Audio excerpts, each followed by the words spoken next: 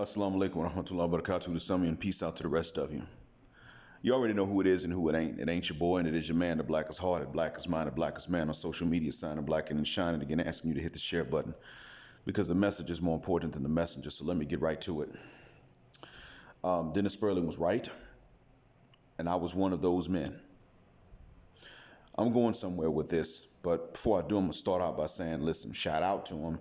I would tell you all, go to his channel and check him out. But if you're watching me, you already know who he is. So I'm not going to act like I'm doing him any favors, really. I can't. His channel is bigger, and it should be. In any case, getting back to this, and I want to thank him for pointing this out to me. I'll tell y'all the timeline, so I'll tell you these things in sequential order, and then they'll make more sense as this goes along. Those of you who have followed me for, let's say, if you started listening to me just let's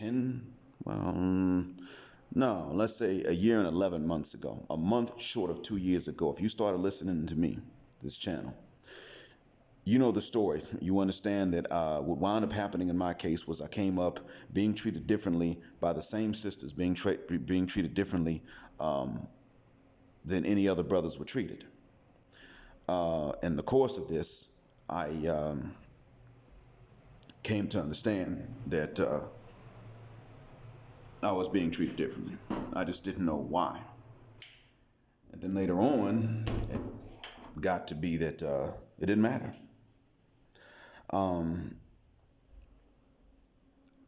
Then I found out what it was, and it was involuntary, had to do with the phenotype. It wasn't my game or my swag or my style or anything else.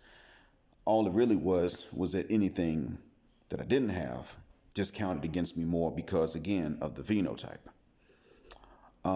It sounds very convenient for a man to say this because it absolves him of blame.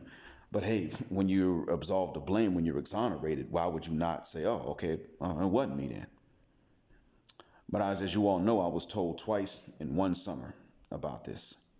Second time, I was given all the details. A lot of you heard the story already. Second time, she broke it down for me. What's important here is not that story again, because most of you have already heard it. What's important is my reaction. My reaction to it was, simply put,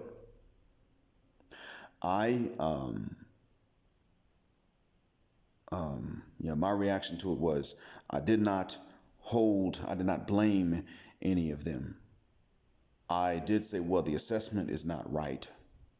I'm still one of us. But if they have trouble remembering this, then the reaction is logical. At least there's some kind of solidarity that they have against the oppressor, as infantile as the expression of it might be.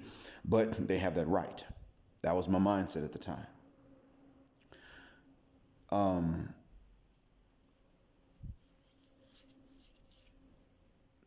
Moving forward, I started recording about this. I remember starting off about April 2019.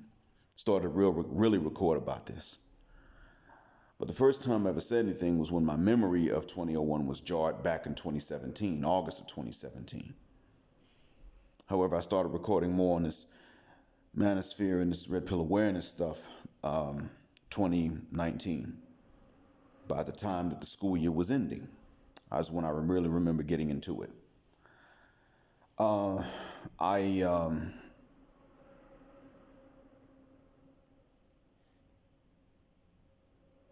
got to tell y'all that there was some commentators underneath the videos that said, look, they ain't our women.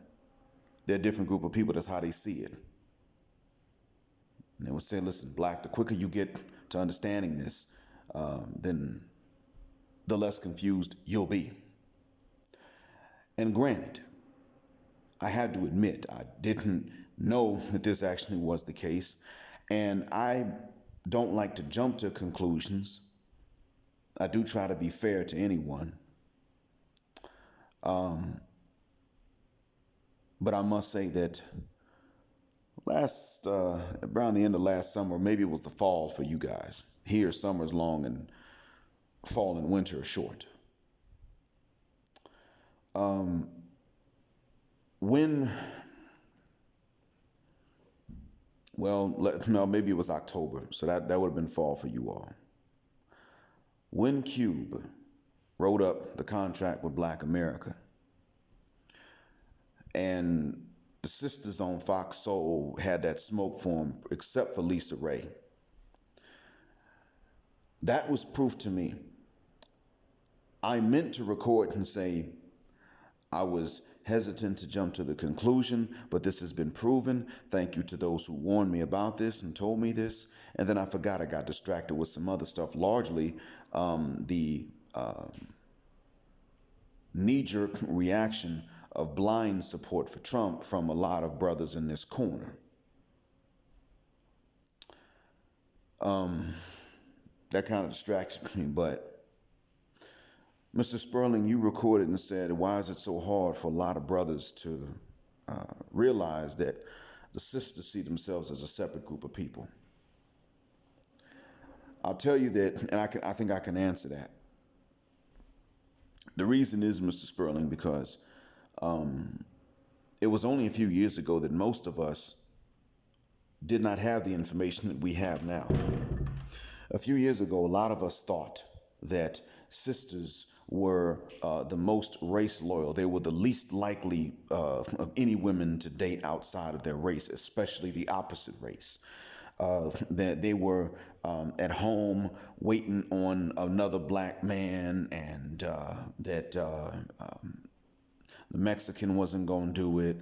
The Chinese man wasn't going to do it. The Korean wasn't going to do it. The Arab wasn't going to do it. It had to be a black man. And if not a black American, then maybe a, extra successful, swagged out Caribbean man or a man from the continent, but he had to be black.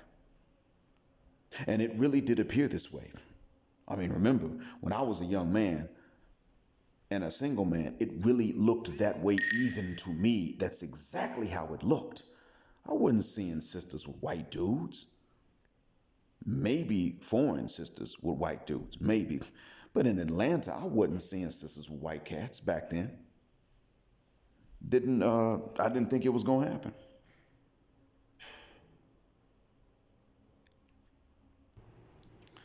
So if I'm just going to be honest about it, I mean, I didn't see what I now have come to understand about a whole divestment movement and bragging about getting them not only a non-black man, but specifically the mayonnaise mafioso. I didn't know Mr. Sterling back then. Then, I mean, for me, I became Muslim and then got married about 18 months afterwards, I think. Trying to remember exactly how long it was in between. But yeah, no, I'm sorry, a year and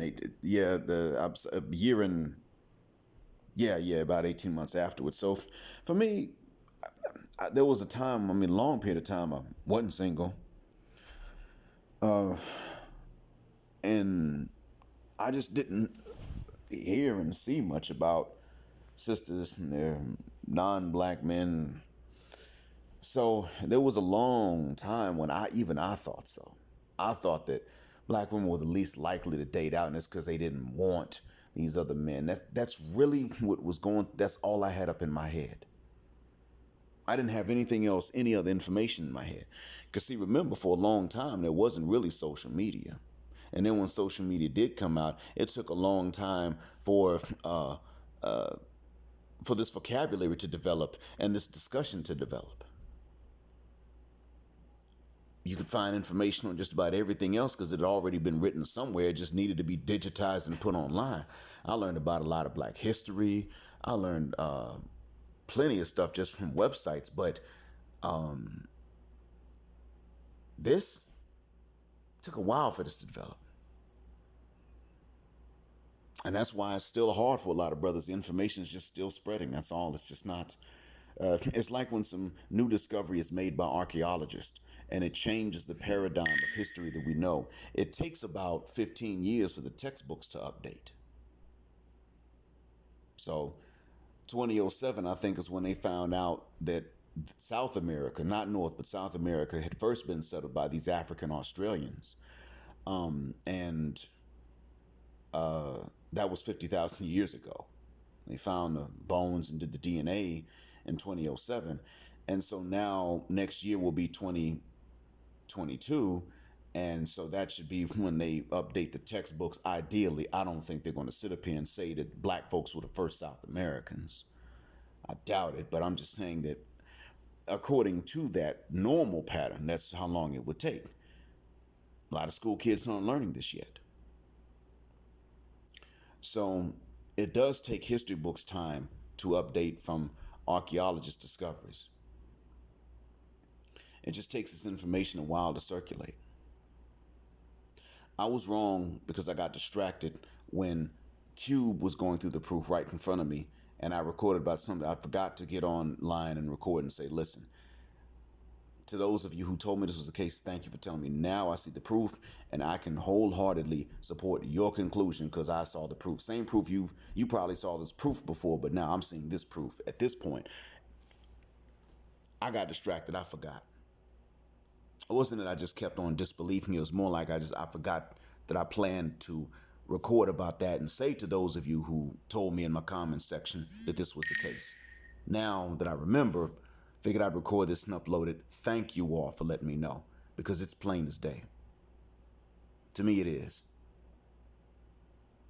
It's plain as day. Not even living in the States, I can now see this from across an ocean and a continent. I can see it. It's just as obvious as it could possibly be. You see, they agree with us on absolutely nothing. Nothing at all. And I sent my channel to a childhood friend of mine just this morning, my time, last night, his time. Just now, another childhood friend of mine, of ours, is not ready for this. We can't send it to him.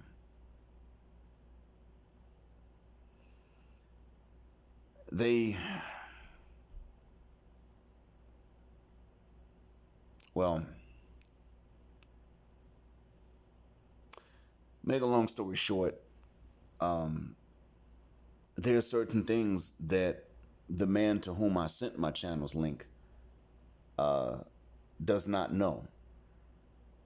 But he will know. Now, he's red pill aware, his eyes are open. He became introduced to this largely through Kevin Samuels. The mainstream fame of Kevin Samuels will tell you he ain't MGTOW or none of that stuff is what brought him, my childhood friend, to the red pill awareness and understanding. Now he's digesting the videos.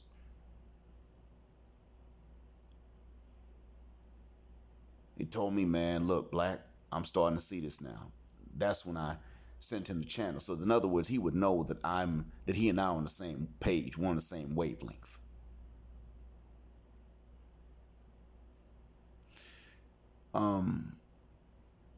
And some of the stuff that I've told you all, he doesn't know yet. He doesn't know how I found out beyond the shadow of a doubt that I'd been treated differently due to the phenotype. He doesn't know this happened in 2001 because I wasn't living in our hometown in 2001. I was living in Atlanta. He wasn't there for that conversation. He only knows that I got stares when I was younger, in high school, when I was living there in our hometown. He's actually from the same neighborhood. He knows I got stares, but that I didn't. But see, he would see it because anyone that stared would stare from a direction in which I was not looking. Nobody wanted me to see that. They didn't want me to know. That was what I was telling you all about, the whole secret crush thing. He was there because it was actually in one of his posts where a young lady, okay to look at, posted a picture of herself, a selfie in the bathroom mirror of her in a bikini. And in the post, she said, my man doesn't mind me taking photos like this. I don't date insecure men. And I pretty much called it and said, this is a lose-lose scenario for her man. She don't date insecure man. She's insecure trying to get attention from others, from the public, while she has this guy. If he doesn't react, she'll figure he's a cuck and not really a man and not jealous. And if he does, she'll say he's insecure. It doesn't matter what this guy does. It's already come to an end. And of course, all the women that were in his post said the usual. Who hurt you? You're just mad because she wouldn't screw you. This sort of thing. And I was like, you don't know me. And I don't know you. However, without you knowing me, you've made all these assumptions. Without me knowing you, I've actually been able to predict what you were going to say. I don't know you, haven't met you, and you said what I expected you to say beforehand. You don't know me, and you've gotten all this stuff wrong. I never said I was deep. I wasn't trying to fake the funk. I simply said, bottom line, this is a lose-lose situation for that gentleman at this point. Because, hey, why wouldn't it be?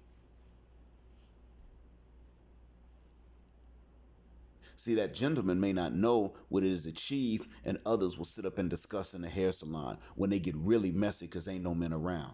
Not say anything. He doesn't know, but I know. I don't know how much has changed, but I know how bad it was back in 1999 because my mother told me.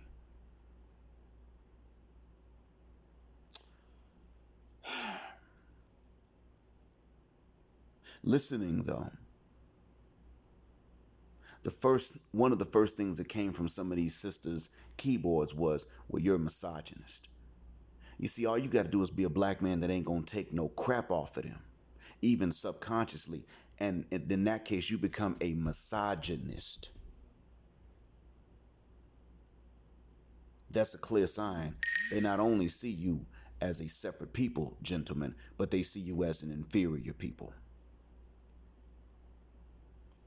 Plain as day. And I missed it. And I'm sorry that I did. But I still thank you all for coming out in my comment section those many months ago. And Mr. Spurling, I thank you for covering this issue again and jarring my memory that I planned to record months ago. And to say, guys, thank y'all. To record this thanks for them that I'm now recording. Yeah, gentlemen, y'all got a bad deal. As lucky as I am here, as fortunate as I am, as well treated as I am here, my heart still goes out to you all because of what I know is out here, what I know still exists in the world in different pockets that is being completely shut down so that it won't be there where you live. So that it just will not be there. No other reason. So that you will have nothing to choose from except that which is unacceptably bad in quality in exchange for you being on eggshells and having to meet impossible standards. That's why I'm still hurt and bitter. Thanks for listening. Black Heart, Black Mind, Blackout. Assalamu alaikum. And black, hetero, non-select male power just because they don't like it.